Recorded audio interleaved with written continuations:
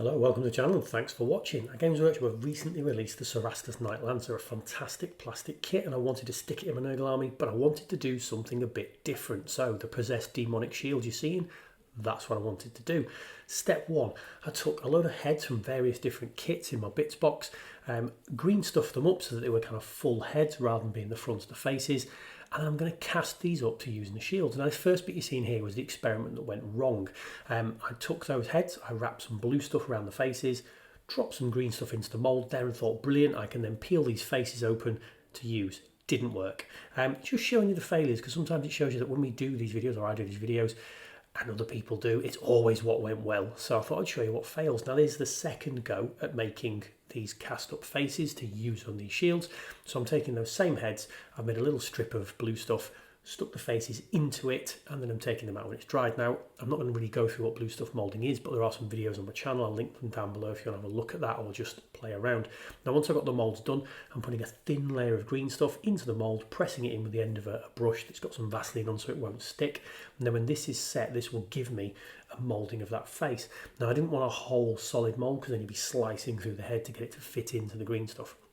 Now, I'd got the faces, it's now time to experiment with how I think it might work in the shield. So rather than jumping straight in and mould this into shield, I did a little bit of a tester just to make sure the theory, worked. I'd always recommend doing that if you're doing something you've never tried before. I was also testing different materials at this point, so I had a couple of different testers.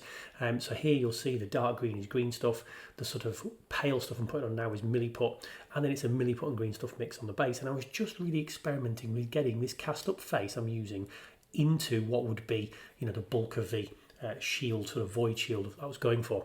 Now, in terms of painting, simple several step painting stage here. I'm going for a desert yellow and I'm working up because I'm going to use some contrast paints. After the desert yellow, I'm using bone white, and then I'm using off-white at the top, and I'm sort of dry brushing this across all the layers and across the faces, but being quite gentle so that all the different tones and layers will show through when I use the contrast paint later on. Now, there's no right or wrong way to paint these up, but this is what I thought would be interesting. And because the traditional void shields are meant to have the kind of the lightning crackling around, I painted some pure white across onto my tester panel, so hopefully that would then get picked up by the contrast paint. Now, I'm being very simple with how I'm painting it. I'm taking plague bearer flesh because I've used a plague bearer face in this case, painting that all across the plague bearer and a little bit onto the void shield, in the theory that this face is pushing its way out of the tormented area, wherever it's being held kind of in this void. Taking a bit of yellow onto the eyes and just into the mouth, and then I'm using the blue right across the void shield. Now, originally I was just going to use this across the whole void shield and that would have been it, given that in all the background pictures you see void shields being kind of potentially blue all the time and quite bright. Didn't think it fitted though for the Nurgle force I'm joining it in on, so I'm taking that plague bearer flesh again and dotting that around so that we get a real mix of blue and green with that face pushing through this void shield. Fantastic. At that point of the trial I thought that absolutely works, let's roll this out to the rest of the model. Now, what I'm doing now is I'm taking just some parchment paper, or baking paper that you would use, and I'm drawing in the shield to get the spacing that I'm going to need to do exactly the same technique that I did in that tester and get it onto the real model. So here we are, I'm cutting out one of the faces, got a bit blurry, just with a sister battle face in this case. You can see the back of those faces are hollow, so you can squash them down slightly, you can bend them out slightly, and they work a lot better than using a solid face. Now, when I do the actual knight, which will be in a later video, I will be doing a lot of battle damage on it, so it's time to battle damage the shield. So just going around and slicing out some little bits of the shield to make it look like it's been knocked about, drilling a few holes into it where rounds have got in and impacted onto the metal, and using the end of my hobby knife there just to gouge out the hole a little bit more. So I went through the whole shield because that's what I'm going to do on the main knight. Now, I don't normally do sub-assemblies, but I think in this instance it's definitely worth doing. Now, all I've done here is with pure green stuff, I've spread it really thin, maybe a millimetre, maybe a bit less, across the areas that I've drawn out that we're going to fill in the shield. Now, I've put slightly more and I've gone over those lines that I've drawn because I need that to be able to peel in and stick in when we're doing it. Now, the same process is had that I did on the original tester. I've put the faces into the green stuff, kind of pushed them down, and then using a small sort of sausage of green stuff around that face to merge it into the green stuff. So messing with the end there with that little sausage I've put in to really kind of blend that face into the green stuff and seal it on.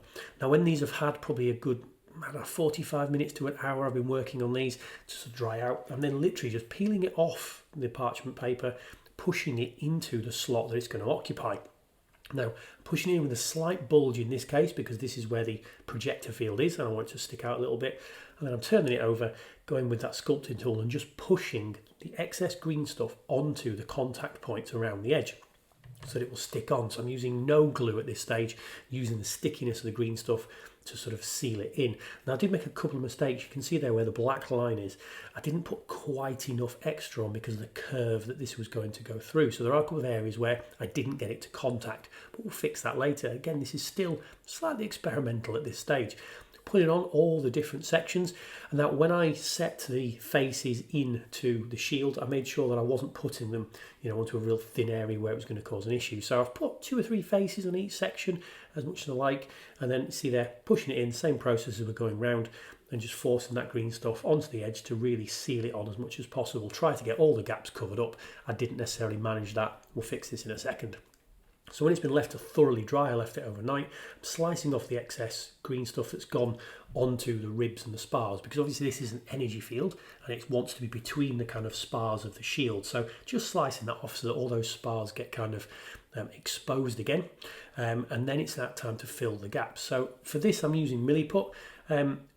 Mainly because when you sort of wet Milliput down, it goes a little bit runnier than green stuff. It will flow into the gaps a little bit easier. It's also a lot cheaper, so if you're going to just do some filling, it doesn't matter, and it blends in quite well. You can make it quite smooth, but you could do this stage with your green stuff again as well. Wouldn't be a problem. But the advantage of this, it shows you where I'm putting this replacement product as well. So I'm pushing it into the gaps from behind and then turning the shield over and using just the end of a sculpting tool to make it nice and smooth. Now these are silicone sculpting tools. You can use metal, you can use cocktail stick, it doesn't matter, but this is just about smoothing it out, sealing the gaps and making sure it's sealed in, because you don't want any gaps showing from the front of the shield to the back, because this is meant to be an energy shield that kind of fills the whole thing. So my concept was, this is the kind of possessed void shield that it's, the souls are getting trapped in, because in the background void shields actually use warp technology to function. So at least I think they still do, they always did. Now I'm taking a bit of liquid green stuff, because there's never perfect joins on these things. So I'm taking a bit of liquid green stuff, just something you can get in Games Workshop, applying it with a brush just around the edges to make sure I'm happy with how that's joined up. So that is the shield created. Now in terms of the paint scheme, I'm going to follow what I'm going to do on the eventual model. So before I do the void shields, I'm just putting some Retributor armour onto the panels here. I'm going through the stages of painting the metal on this shield as I would for the eventual knight that I'm going to do. So keep an eye on the channel for that knight painting. It's going to be coming up soon. I'm breaking it down to a couple of different videos because I'm doing quite a few different weird things on the knight. Now this painting stage is exactly the same we talked about on the tester. So I've done a desert yellow to start off that base coat. Then I'm dry brushing up with a series of white colours. So I'm doing some bone white from Vallejo, some off-white, and then some pure white for the little lightning strikes we've seen before.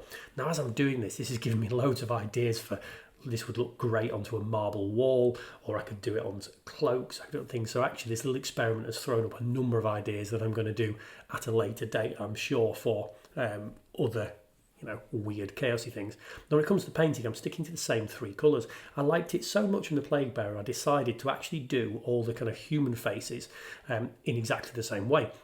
So the Plague Bearer flesh to make it look like they're pushing out of this void shield in kind of tortured agony. Now in there you'll see there's Robute Gulliman down at the bottom stage. There's a couple of what look like a bit smiley happy faces from Necromunda. I've done some Sister Battle faces. And I don't actually think I used the Marine. I didn't use the Marine face that was on there as well, but just taking a few. You could use any and all different kind of faces. I was considering putting some Orc faces and things in here, but to be honest, I couldn't find any Orc faces that didn't have too much metallic areas on. That's what I tried to do, not have too much kind of breather gills or any of that kind of thing. The actual painting is exactly the same. So going through those same steps. Thing to note as well, I do put the blue across the actual face of the models to make it look like it's pushing out of that void field. And that's the kind of same process I've showed before in the tester. Now what I've also done is when it's thoroughly dried, taken some gloss varnish and gloss varnished just the areas of the void shield. So the actual whole shield has had a matte varnish because that's what I do on my standard models, and then taking gloss varnish across all those areas to really make it kind of, hopefully, vibrant and reflective. And this is the finished article. So I think it looks pretty cool, looks pretty weird. If you do like it, like, comment, subscribe, and hopefully I'll see you on another video.